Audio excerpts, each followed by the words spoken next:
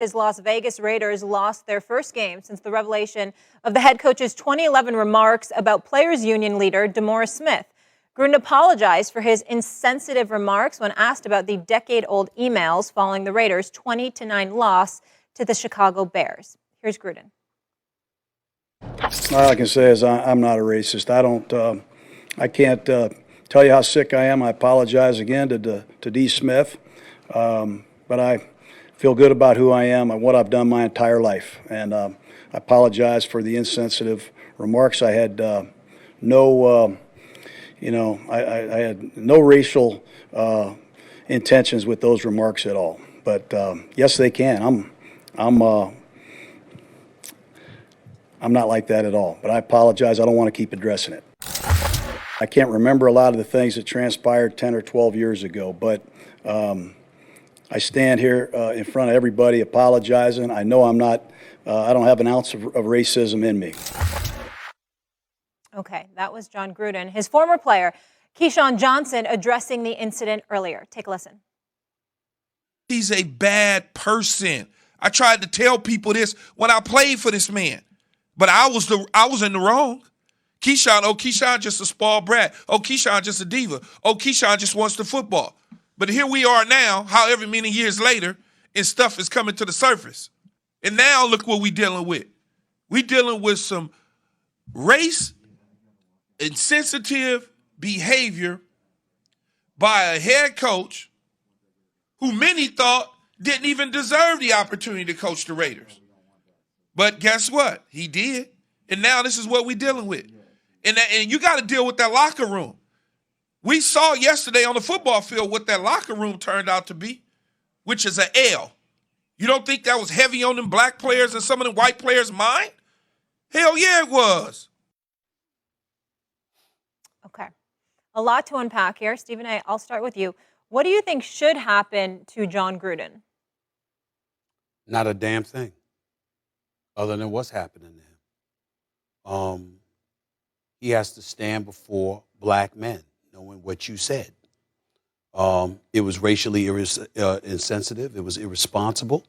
And there are people that are going to view him as a racist now. And he has to live with that. But as it pertains to what should happen to him, I want to emphasize this. He should not be fired, nor should he be suspended. He was not working for the NFL in 2011, a decade ago, when this email was when he wrote this email. I believe it was to Bruce Allen, who was running the Redskins at the time, and he was close with Bruce Allen from their days back in the day with the Raiders or whatever. But he was not with the NFL. He was working for us here at ESPN doing Monday Night Football. And so when you take that into consideration, the fact of the matter is that I don't believe that the NFL should have any jurisdiction to do anything with him based on an email that circulated from a decade ago. If that's the case, I got news for you. There's a whole bunch of people that's in a world of trouble. When we get to sit up there and reflect back on things that we said or, emails that we may have written from a decade ago or more, there's a whole bunch of people in this world that's going to be in a world of trouble if that's the litmus test or if that's the standard by which we get to decide whatever ramifications or repercussions need to come in somebody's way in terms of their job security and what have you. That is separate and apart from what I feel. I don't believe that Jon Gruden should be fired. I don't believe that he should be suspended. But I do believe that he deserves the black community and a whole bunch of white folks as well looking at him with a raised eyebrow like, who are you? What kind of person are you? And what would make you say what you said? And obviously they're gonna lean towards race. And for Jon Gruden, in case you don't understand, sir, let me explain to you why that is. When you pointed to DeMAURICE Smith, the executive director of the the NFL Players Association, First of all, you called him DeMAURICE Smith, okay, in the email. Well, you questioning his intelligence. We could call DeMAURICE Smith a lot of things. Dumb ain't one of them. Right, he's intelligent. Dumb ain't one of them. And brother smart now. Okay? So that's a stereotype that black men in leadership positions have been trying to fend off for the longest time. That's why the first order of business is to establish respect. Not love, not adulation. It's respect. Respect for my competence, my level of excellence, and what I bring to the table in doing what I do. That's number one.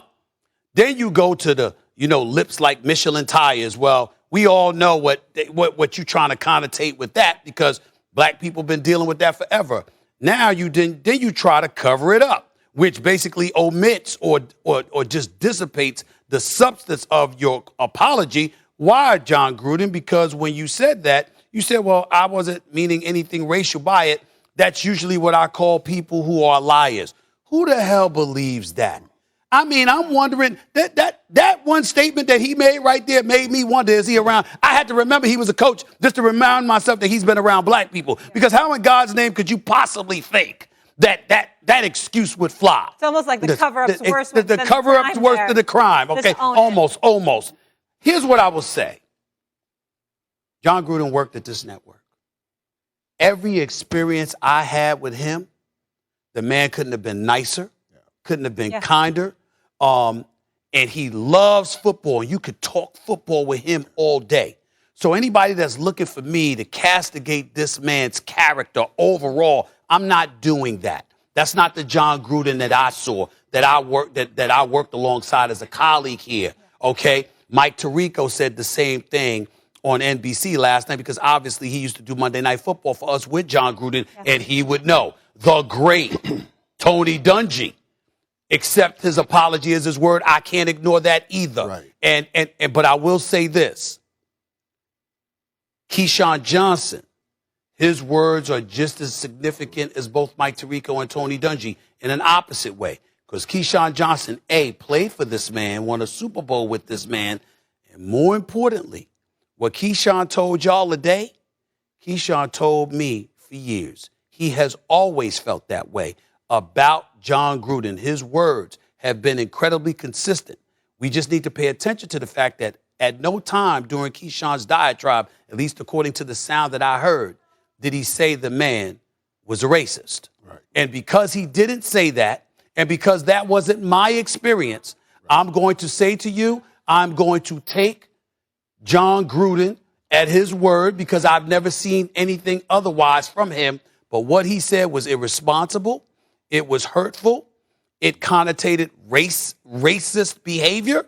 And I think his comeuppance is sitting and standing before black men, knowing everybody's looking at you with a raised eyebrow now, wondering what you really think about black people. And Stephen, you guys talk about it, and honestly, it blows my mind that anyone, in the position that Coach Gruden has been in for a lot of years, spending that kind of time around African Americans, would think that it's okay to put that in an email and send it. God knows I've said some stupid things.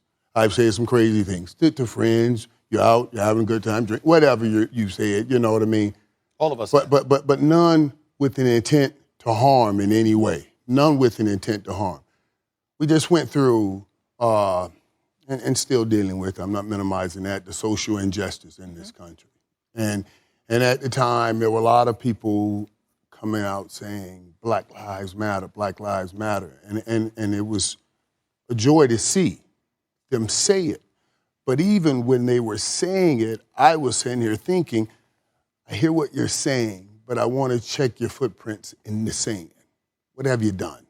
Like, I don't want you to just say something without looking at what you have done, or even after you say it, looking at what you're going to do. I want to see your footprints in the sand. What have you done? Are you just saying it? Because I don't want you just saying it to clear you if you haven't done anything about what you're saying, So first of all, him giving an apology, when I watched his apology, I appreciate him giving an apology. But what I did take kind of something to was him trying to end it. When you're the perpetrator, you can't end it. You can give an apology, and you can let the people that you offended heal, and then they say it's over, you know, I don't want to answer any more questions about it. You can't end it that way. It doesn't work that way. You know, it doesn't work that way. But Jon Gruden said something, and you said something. You said you talk to people who know, who has been time around them. Because when you are the perpetrator, you speaking for yourself. Your words carry no weight.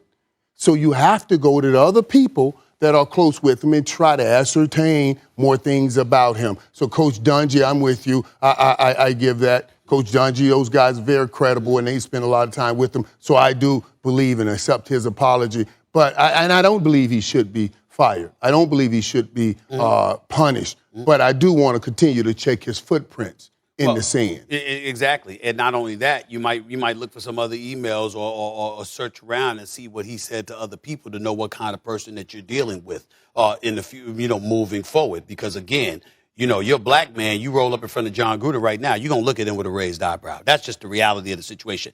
Now let's get to a point, because it's very, very important that I bring this up, y'all. You brought up the whole social justice, aftermath of George Floyd's killing and what have you. Molly, you've heard me say this before, but I'm going to say this with Michael Irvin right here. When I talked about him being killed and we talked about the protests that were taking place in the streets, I said it wasn't just about the knee on the neck for more than 9 minutes of George Floyd. Metaphorically speaking, that's how black people have felt coming out of the womb in terms of how we've felt about and treated by America. Why is that relevant where it comes to Jon Gruden? Let's go football. Jon Gruden wins the Super Bowl championship in